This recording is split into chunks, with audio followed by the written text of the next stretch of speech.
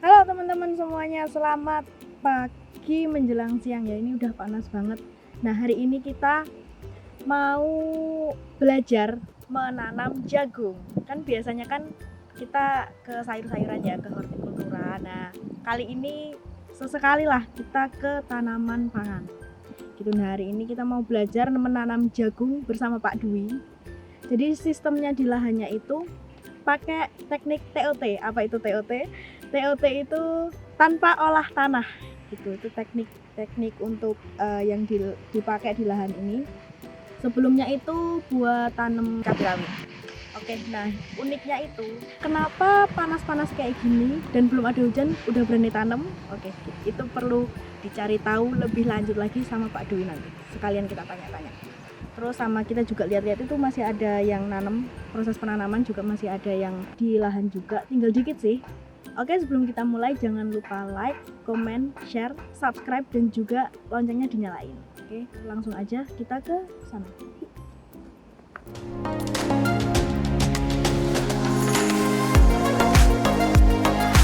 Kali ini konsepnya nongki ya. Nongki di alam. Kan podcast gitu loh, podcast alami ya. Down to earth. Pak, ini kan lahannya berapa luasannya yang ditanam ini? Yang ini sekitar 2.500-an yang blok ini. 2.500 meter persegi. Jarak tanamnya berapa? Ini jarak tanam ke sini nih 25, ke sininya 10. Ini ke sini 25. Iya. Yang 10-nya itu di apa? Dibatasin ini. Di tengah-tengah karena musim kemarau pengairannya kan kita menggunakan drip tetes kayak gini. Jadi tak buat segitu. Aslinya kan yang ini kan lubang tanah lubang dripnya kan 50. Kita tarik. Jaraknya. Nah, kita tarik biar zigzag 25 ya 25 biar kanan kirinya kena jarak kanannya 25. Oh ya. Berarti lubang emiternya tuh di sini, terus di sini, Iya. di sini gitu. Oke. Kok panas-panas gini berani nanam, Pak? Alasannya kenapa tuh? Nah, masalah soalnya kan ini juga untuk airnya kan bisa tertutupi di drip, juga untuk tanaman jagung sendiri kan lebih tahan di kekeringan, asal ada air sedikit saja tapi kontinu ya tetap bisa panen. Terus juga kita kebantu dengan adanya drip ini juga. Berarti kalau pakai drip itu aman gitu ya? Insya Allah aman. Berarti tiap hari harus nyala dong? Jadi kita ngeliat tanamannya, soalnya kalau terlalu banyak air juga kan, kalau di sini kan karena lahannya banyak kan kita ngeliat kan karena ini nggak pakai mulsa kelihatan, jadi kan kita bisa lihat tingkat kebasahan tanahnya udah kering pada apa belum.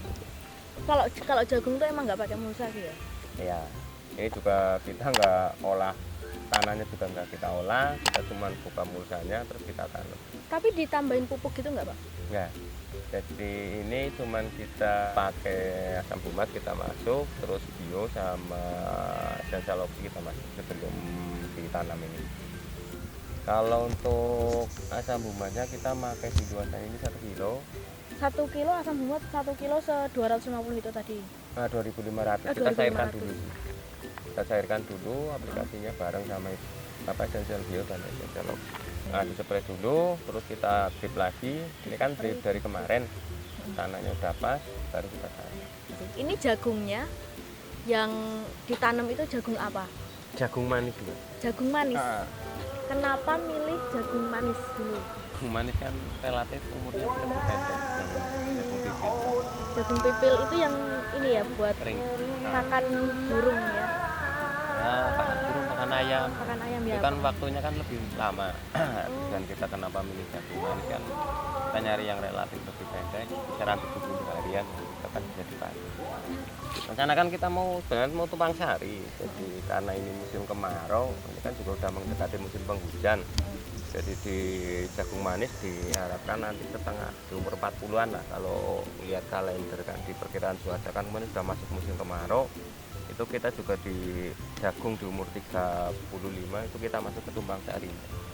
Oh, tumpang sari. Oh, pantas di tengah ya kan biasanya tuh. Iya. Kalau konvensional tuh. Iya, biasanya kan kalau konvensional kan di tepi. Jaraknya juga kan biasanya kalau nggak 50 ya 60. Isinya 22 biasanya tanaman. Kalau kita kan cuma sini 25, itu isinya satu-satu. Tapi jumlah populasi tanaman dengan yang konvensional 22 di jarak 60 itu hampir sama. Oh, hampir sama. Nah, karena kita kayak sistem di padi itu kan jajar legowo. Nah, terus juga sini kan ini guludan 1 meter, kita pakainya cuma 10 cm di sini. Oh, berarti yang Jadi sini ini kan bisa buat sini 45, terus yang ke sana 45, 90 tanpa guludan ini kan 70-an. Heeh. Jadi ada jarak antar tanaman yang ke sini dari bedeng ini dengan ini kan sekitar 160. Jadi karena posisi sinar matahari dari sana kan diharapkan untuk penyinarannya lebih maksimal. Oh, jadi rata gitu ya dari Iya. kanan kirinya. Juga untuk perawatan misalkan ada spray atau segala macam kan itu lebih mudah karena jarak antar tanah di bedengan untuk lewatnya lebih mudah. Berarti sininya bisa buat ini tumpang sari juga Bisa. ke depannya Iya, kalau udah depannya. hujan. Rencananya mau pakai apa, Pak? Sini rencana sih kubis. Kita pakai kubis dataran rendah. Nah, kan biasanya cabai rawit, kenapa nggak cabai rawit lagi? Soalnya kita kan juga ini kan cabai rawit kan ini juga habis cabai rawit. Kenapa kita ke jagung juga salah satunya kan untuk rotasi tanaman juga. Jadi memang salah satu itu kan dari jenis tanamannya kan sendiri. Dari antara jagung dengan cabai rawit kan beda. Heeh. Nah, tujuannya di situ kan apa? Biasanya kan kalau tanaman satu keluarga penyakit yang ada di situ kan tetap bisa bertahan. Ini Oke. karena beda jenis tanamannya kan diharapkan yang penyakit yang di sini juga diminimalisir. Nah, salah satunya kan untuk di pertanian juga kan ada rotasi tanaman. Di situ untuk memutus siklus terutama kelas-kelasnya insek lah. Kalau untuk penyakit yang dalam tanah juga tadi upaya untuk meminimalisirnya juga kan di awal kan kita ada melakukan ada bio, ada oksi itu untuk meminimalisir. Tapi itu kan perlu proses juga, nggak bisa asal instan. Oke, berarti biar nggak kontinuitas penyakit. Kan bisa dilihat nah kalau udah dirotasi tanaman pun kalau bisa melihat kan di 2 tahun terakhir lah ketika kita tanaman-tanaman yang sama di dulu itu di bedeng itu ada layu, ketika ditanam lagi di situ terkadang itu masih muncul lagi. Masih muncul lagi. Makanya dirotasi. Terus juga kenapa kita tumpang sari dengan kubis? Ya. Kubis juga itu kan kisaran 60 hari juga. Diharapkan nanti di jagung umur 30 itu kita masuk kubis. Nah, kubis umur sebulan ini panen jagungnya. Nah, setelah 1 bulan panen jagung ya dan panen. Jadi dalam 2 bulan itu panennya. Nanti kalau setelah mereka semua udah panen nih, Pak, rencana kan cabai rawit lagi atau cabai Itu rawit baru lagi? kita olah. Oh, itu baru pakai olahan. Nah, soalnya kan di sini kan akar jagungnya juga kan lebih banyak dibandingkan dengan kayak tanaman cabai kan lebih besar di Jagung. akar jagungnya. Itu kan nanti kita olah lagi biar tanaman. Hubungannya akar gede sama olah lahan? Nah, di situ kalau nggak kita olah lagi, karena ini kan jaraknya pendek banget. Nah, di situ kan posisi akar di sini banyak. Nah, kayak kenapa di akar bambu itu lebih gembur itu kan karena proses akar bambunya kan juga bagus. Nah, ketika kita gemburkan di situ kan akarnya tercacah juga. Nah, itu kan juga sebagai sumber bahan organik. Bahan organik. Oke. Jadi bisa dicampurin dengan tanah dengan akar. Jagungnya.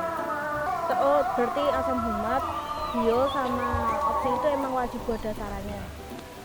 Berarti setelah jagung sama kubis selesai tetap pakai itu, tapi sama diolah, terus baru ditanamin cabai rawit. Ya, jangan lupa juga cek pH. Oh iya, pH itu penting ya. Karena ketika pH-nya turun juga di tingkat serangan hama penyakitnya juga lebih susah untuk nanganinya. Nah, pernah kita cek di yang blog Bela cabai rawit Pak. Antara pH tanah yang di 6 dengan pH di 5 itu tingkat serangan penyakitnya kemarin itu pada beda. Jadi lebih sedikit yang di pH 6. Nah, itu kan salah satu syarat ideal di dalam budidaya kan di pH tanah.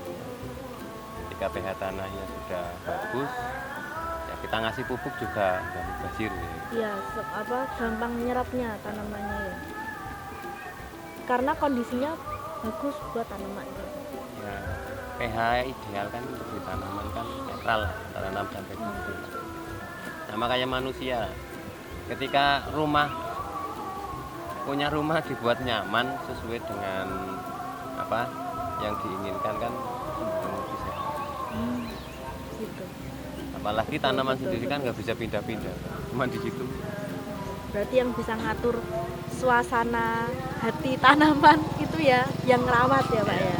Padahal kan di sumber-sumber ya, kalau baca di internet atau di buku-buku kan pH ideal untuk tanaman ya kan 6-8. Nah, ketika syarat itu belum terpenuhi, biasanya di budidaya banyak hambatannya. Berarti emang kunci pertama itu kalau maksudnya sebelum ngasih pupuk atau ngasih apa-apa ke tanaman itu yang penting pH-nya dulu ya. Iya. Itu yang menentukan suasana hati para tanaman. Karena kan Benar-benar. ya pernah baca juga kan di beberapa literasi lah, antara pH di bawah 6 ya, asam, dan basa juga kan ada beberapa kandungan pupuk yang nggak bisa terserap di tanaman. Jadi ketika pH itu nggak terpenuhi ya kadang kan ada, kita pernah jumpai lah, udah dikasih pupuk banyak tapi tidak berefektif. Itu bisa disebabkan salah satunya kan pH turun atau pH terlalu tinggi. Tapi kalau di Indonesia untuk pH tinggi kayaknya jarang, rata-rata. Jadi perlu, kalau misalkan turun emang perlu dinaikin dengan cara ngasih CAO itu ya Pak. Bisa PAO, bisa intinya ya yang pakai yang buat untuk naikin. Untuk naikin.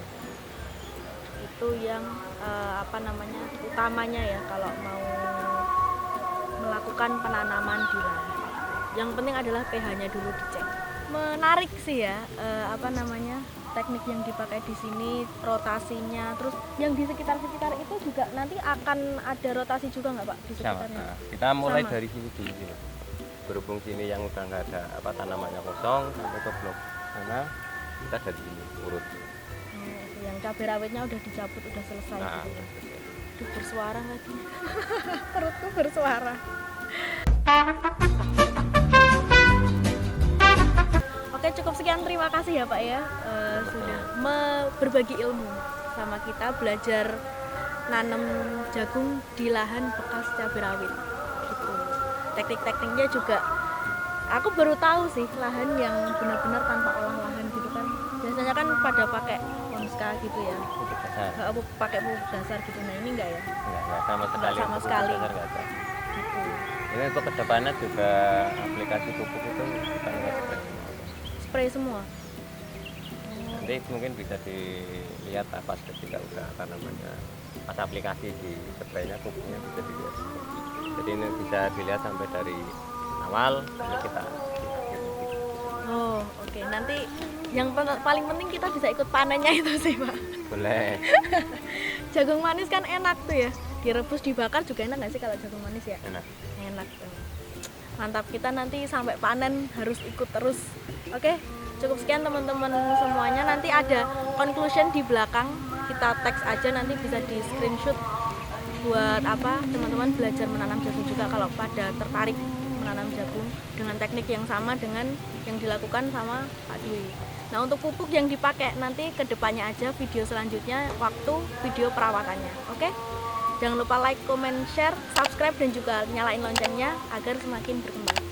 Oke teman-teman, jadi kali ini ada dua kesimpulan. Yang pertama, sistem TOT atau tanpa olah tanah itu tidak memerlukan pupuk dasar. Cukup pengecekan pH di awal dan kemudian penambahan asam humat, esensial bio, dan esensial oksi. Untuk lahan 2500 meter persegi membutuhkan asam humat 1 kg yang diencerkan bersamaan dengan esensial bio dengan dosis 10 ml per liter dan kemudian esensial oksi dengan konsentrasi 3%. Kemudian kesimpulan yang kedua yaitu apa aja sih manfaat penanaman jagung dengan sistem jajar legowo. Yang pertama, di bagian tepi bisa digunakan untuk tumpang sari. Kemudian yang kedua, sinar matahari itu akan menyebar secara merata dan maksimal. Kemudian yang ketiga, memudahkan proses penyemprotan. Dan yang keempat, yang terakhir, dengan menggunakan sistem irigasi tetes, pemasangan lubang emiter dibuat zigzag, itu memudahkan untuk penyiraman dan membuat lahan basah secara merata. Oke, itu aja teman-teman kesimpulan dari pembahasan kita kali ini. Semoga menginspirasi. Semangat petani Indonesia, see you on top!